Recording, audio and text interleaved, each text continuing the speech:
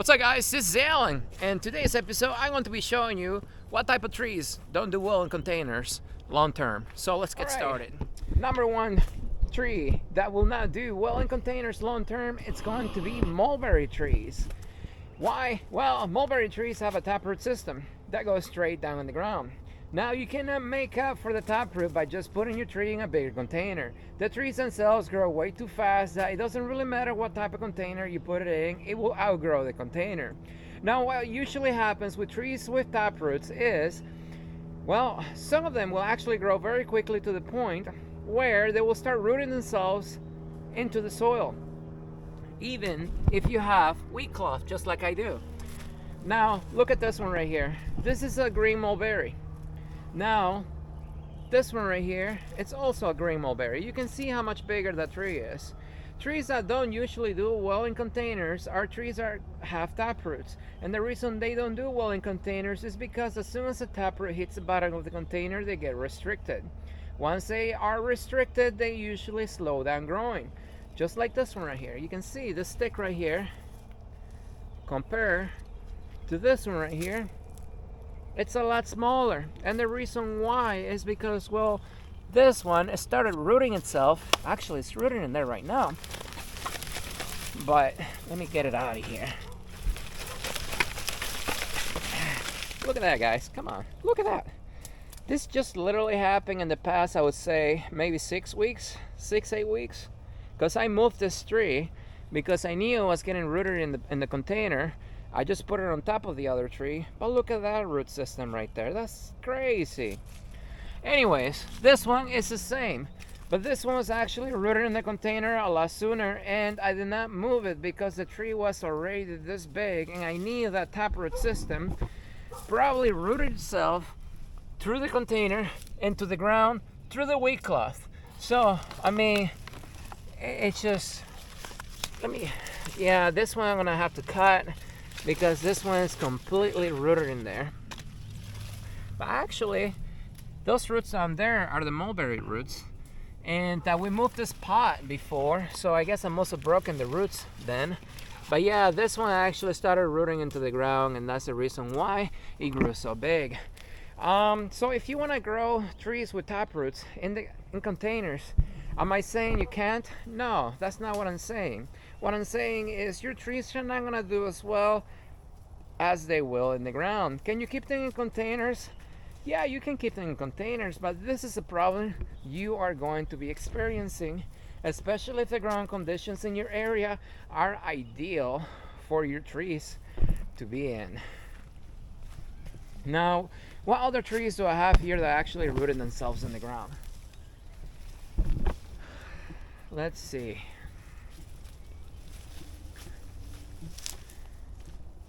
I got more mulberry trees right here, and then you can tell how big these trees are.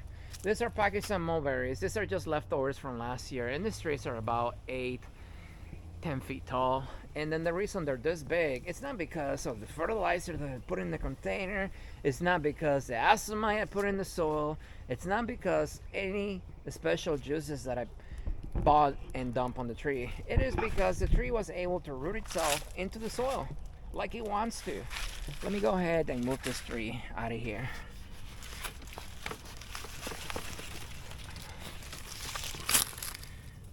Look at this.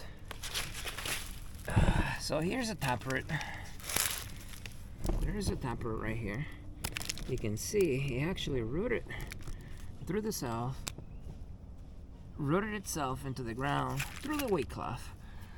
Isn't the wheat cloth supposed to stop plants from doing this?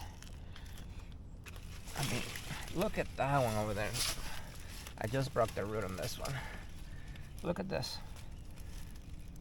Now this one went through the seam into the soil, so but yeah, so this is what usually happens with trees with taproots.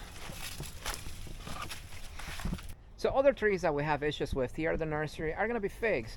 Fig trees grow way too fast, and it really doesn't matter how big of a container you put them in, because in a matter of 6 months to a year, the trees are going to be root bound, and then what do? I mean, just looking at the trees in the containers, let me show you. Can you tell which ones are actually rooted through the pot into the ground.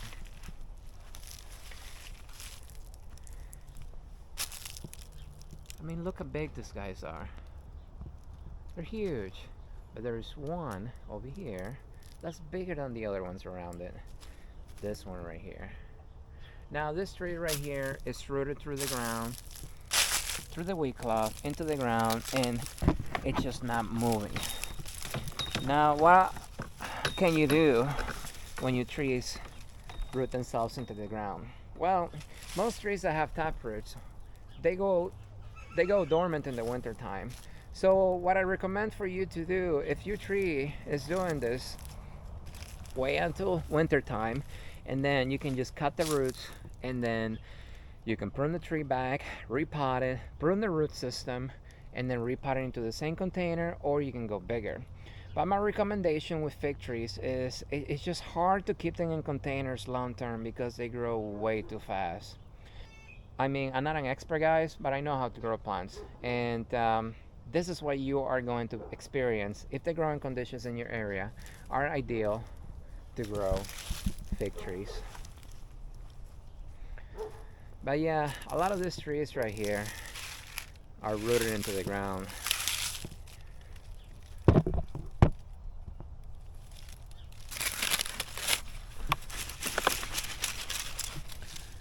And this is the main problem that we have here at the nursery with trees that have taproot systems.